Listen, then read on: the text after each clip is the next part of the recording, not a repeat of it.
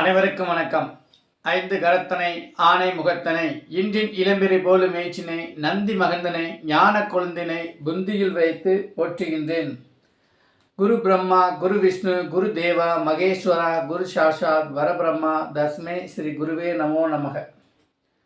எனது முதன்மை குருமார்கள் திருப்பூர் ஜி.கே. ஐயா அவர்களையும் ஜோதிட கலையரசு ஐயா ஆதித்ய குருஜி அவர்களையும் வணங்கி, எனது மானசீக குருமார்கள் ஜாதகலங்காரம் கீரனூர் நடராஜன் ஐயா அவர்களையும் ஸ்ரீராம்ஜி ஐயா அவர்களையும் வணங்கி, இன்றைக்கி நாம் பார்க்க போகிறது கிரகமாளிகா யோகம் அப்படின்ற ஒரு அமைப்பை ஒரு உதாரண ஜாதகத்தோடு இன்றைக்கி நம்ம பார்க்க போகிறோம்.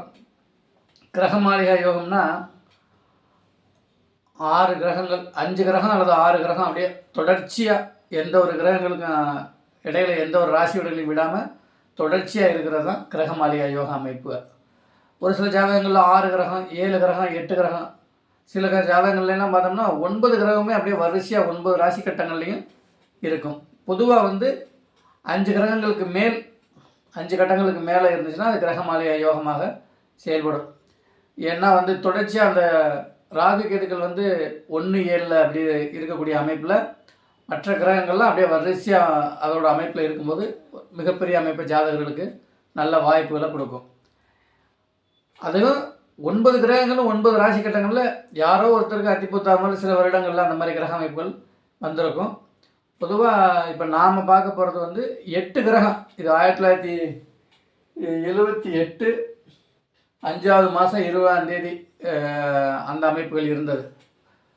அப்போ 7 கிரகங்கள் பர்டிகுலராக ஒரே மாதிரி அமைப்பில் சந்திரன் சுற்றிகிட்டே வருவார்ல, அப்போ அந்த அமைப்பில் 8 கிரக அமைப்பில் இந்த ஜாதகருக்கு இருக்குது. அப்போ கிரகமாளிகா யோகம்னா என்ன அப்படின்னு பார்த்தோம்னா, வாய்ப்புகளை அதிகமாக கொடுக்கும். எந்த ஒரு முயற்சிகளும் அடுத்தடுத்த வாய்ப்புகளை ஜாதகர்களுக்கு கொடுத்து ஜாதகர்கள் முன்னேற்றத்தில் ரொம்ப முக்கிய பங்கு வகிக்கும். அது எந்த ஆதிபத்திய வாங்கிய கிரகமாக இருந்தாலும். இப்போ அந்த கிரக அமைப்பில் பார்க்கும்போது சரராசியிலேருந்து ஆரம்பிச்சிச்சுன்னா அது முதன்மை யோகம்னு சொல்லுவாங்க. சரம்னா என்ன? மேஷம், கடகம், துலாமு, மகரம், இந்த ராசி கட்டத்தில் இருந்து இந்த 9 கிரகமாளிகா யோகம் ஆரம்பித்தா அது முதன்மையான அமைப்பிலும், அதற்கடுத்து சிறராசி அமைப்பில் பார்க்கும்போது துலாத்தில் இருந்தோ அல்லது சிம்மத்தில் இருந்தோ விருச்சிகத்தில் இருந்தோ கும்பத்தில் இருந்தோ இருக்கும்போது இது 2ஆம் நிலை கிரகமாளிகா யோகம். இப்போ 3ஆம் நிலை கிரகமாளிகா யோகம் அப்படின்னு பார்த்தோம்னா அந்த உபஜய ஸ்தானங்கள் சொல்லக்கூடிய மீனம், மிதுனம், கன்னி, தனுசுலேருந்து ஆரம்பிக்கும் அமைப்பில் இது 3ஆம் நிலை கிரகமாளிகா யோகம்.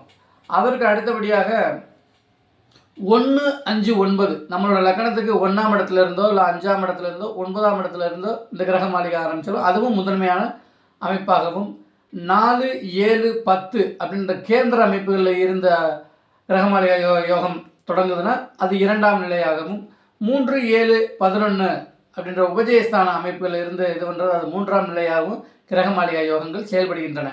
அப்போ 2 6 8 12ஆம் இடங்களிலிருந்து இது பண்ணாலும் இந்த யோகங்கள் செயல்படும். அதற்கு அந்த படிநிலையின் அமைப்பில் கொஞ்சம் கூடுதல் குறைவாக இருக்கக்கூடிய ஒரு அமைப்பு. அப்போ இந்த யோகங்கள் இருக்குது அப்படின்னா அந்த லக்னாதிபதியும் லக்னமும் வலுவாக இருக்கணும். அதில் தான் மிகப்பெரிய முக்கியமே.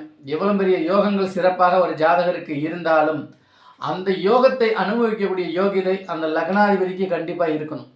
அப்போ லக்னாதிபதி பலம் பெற்றிருந்தால் மட்டுமே எந்த ஒரு யோகங்களையும் முழுமையாக கிடைக்கும்.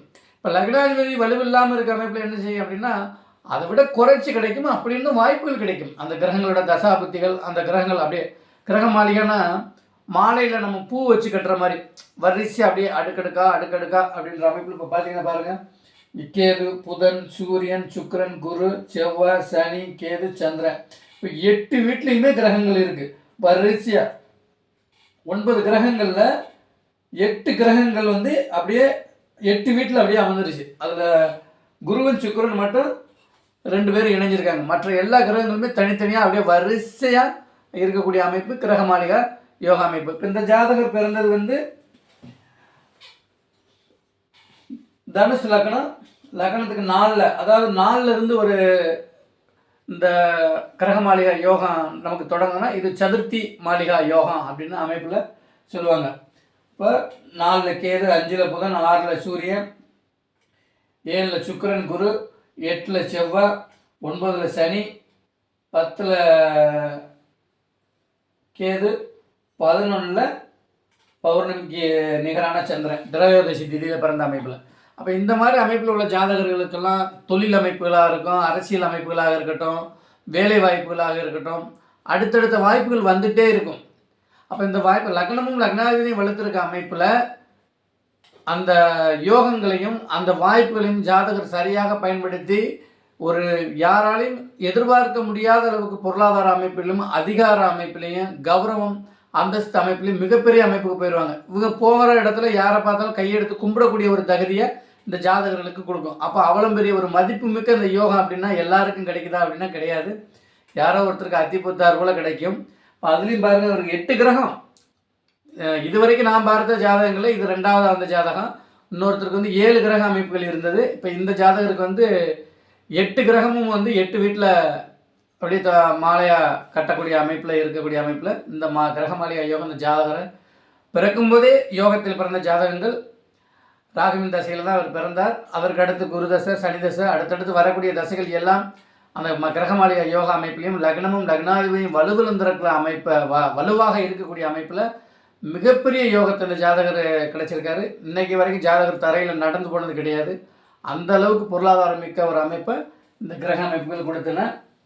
அப்போ இது மாதிரி பிறக்கிற குழந்தைகள்லாம் வந்து உண்மையிலே ஒரு தெய்வாம்சம் பொருந்திய குழந்தைகளாகவே இருக்கக்கூடிய அமைப்பு. ஏன்னா இவர்களோட முன்னோர்களோட புண்ணியம் இந்த ஜாதகர்களுக்கு மிகப்பெரிய அமைப்பில் கொடுத்து ஜாதகரை ஒரு நல்ல அமைப்பில் கொண்டு போய் ஒரு அந்தஸ்து மிக்க அமைப்பில் இருக்க வச்சுருக்குன்னா இந்த கிரகமாலியா யோக அமைப்பு தான். இந்த மாதிரி யோகங்கள் எல்லாருக்கும் கிடைக்கணும்னு ஆண்டவனை வேண்டி வாழ்க ஜோதிடம், வளர்க ஜோதிடர் ஒற்றுமை. நன்றி, வணக்கம்.